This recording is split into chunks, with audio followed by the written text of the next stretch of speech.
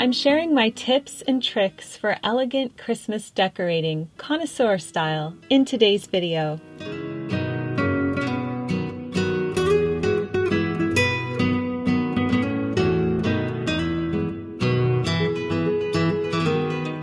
Hello dear friends, and welcome back to the Daily Connoisseur.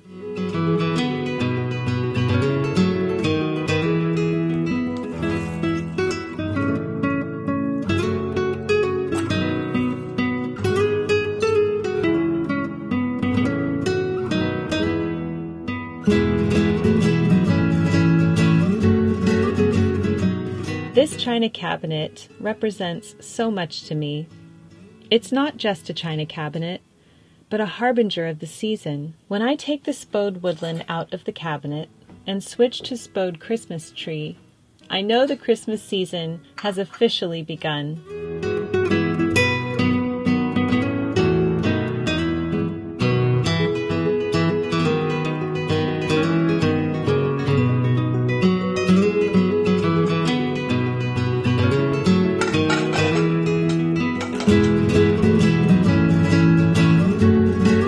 Switching out the china is a meditative process, one that is so pleasurable for me.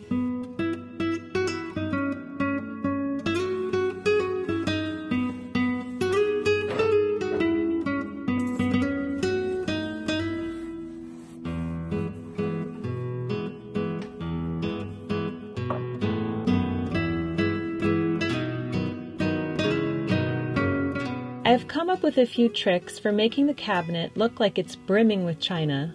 I like to use placemats behind the dishes to create a fuller look. Then, when we need to take the china out to use it, the cabinet is still decorated and does not look too empty.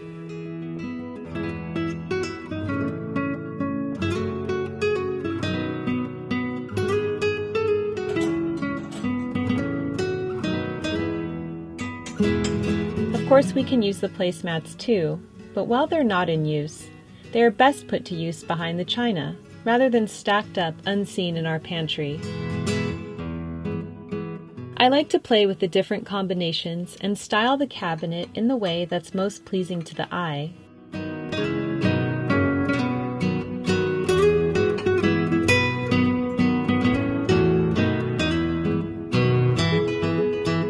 You know I like to look up quotes for things I love, and there aren't many on the china cabinet, except this one from Shane Silvers, who wrote, "The room was as intense as a china cabinet in front of a live orchestra." There you go. That's the quote I could find on china cabinets. I quite like that one. A yearly tradition in our family is to make our natural orange ornaments. They are so easy to make and just require a little time. Slice your oranges thinly and lay them on a cookie sheet lined with parchment paper.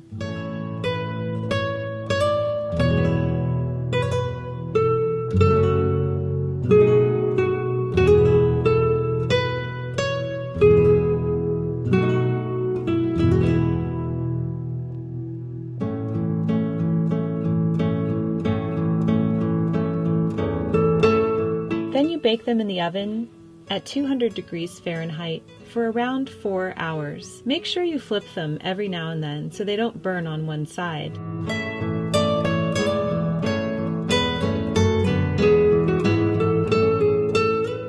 These oranges fill the house with the most delightful scent. Speaking of oranges, when I was growing up, Santa Claus would often put oranges in my stocking. My sister and I would joke that Santa must have run out of gifts and was trying to fill the stocking easily, but putting oranges in stockings actually has a deep history.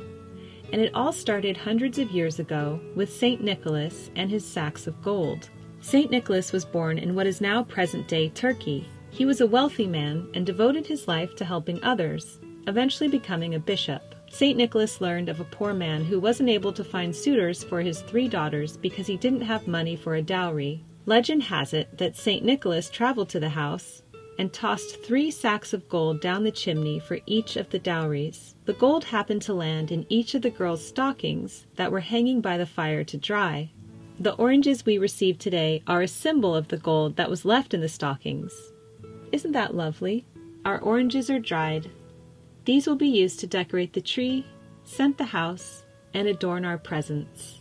All this decorating is making me hungry. I'm going to make an elegant and decadent pasta that you will love this Christmas season. Creamy mushroom pappardelle. I begin by placing some extra virgin olive oil in my Le Creuset pot on medium heat. Then I add some sliced button mushrooms and sliced shiitake mushrooms, along with a few cloves of smashed garlic.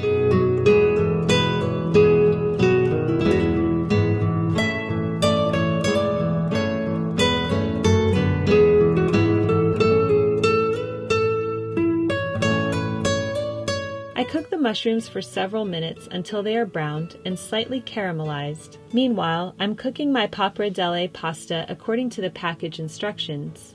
Now back to the sauce. I add some fresh thyme from the garden and stir.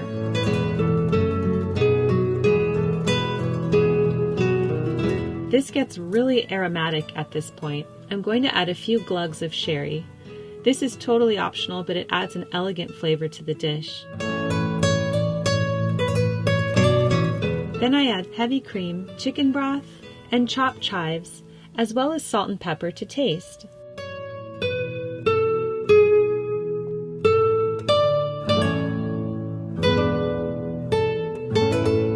Finally, I add a little bit of Parmesan cheese. I cannot emphasize how good this sauce is. It is so rich and nuanced.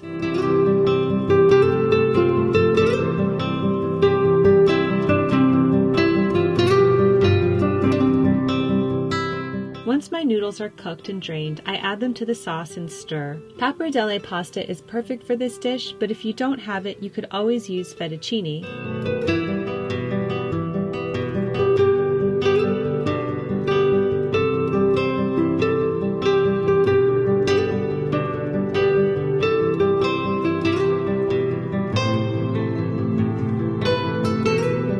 I like to serve this with more Parmesan on top, as well as chives.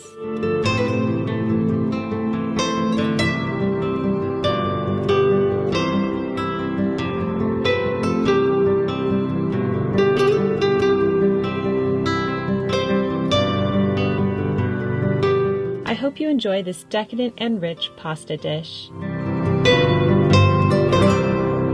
I need to go to the craft store to pick up some ribbon for the tree. Here's my breakfast today. A creamy bowl of oatmeal with Nutsola superfood mix, raspberries, blackberries, almond butter, and almond milk. Yum. I love the craft stores this time of year. It's easy to get distracted with all the festive decor. I picked up some nutcrackers and, of course, this year's tartan ribbon for the tree.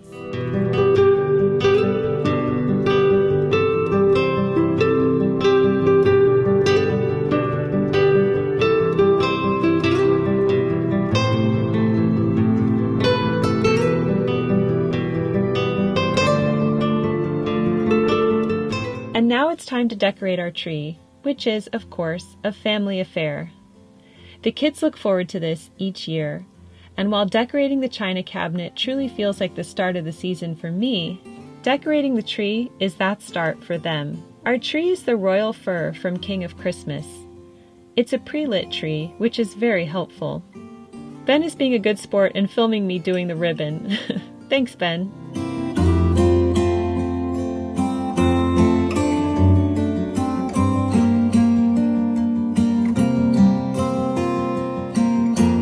First, I'm going to place the ribbon down. I'm trying a different style this year, using only one ribbon and casually wrapping that around the tree in a spiral. When you lay down the ribbon, it's going to look uneven and not uniform. I played with twisting it and not twisting it, and in the end, I will smooth it all out so it looks good from a distance.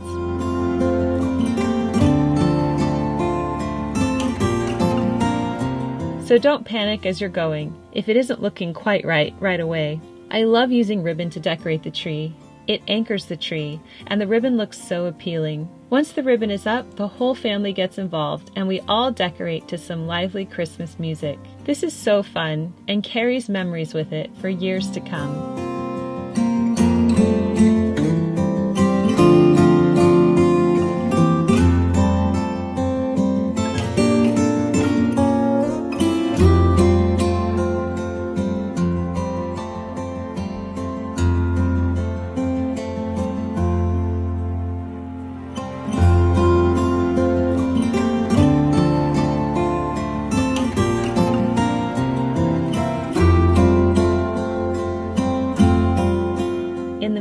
time, I hope you and yours keep very merry and bright.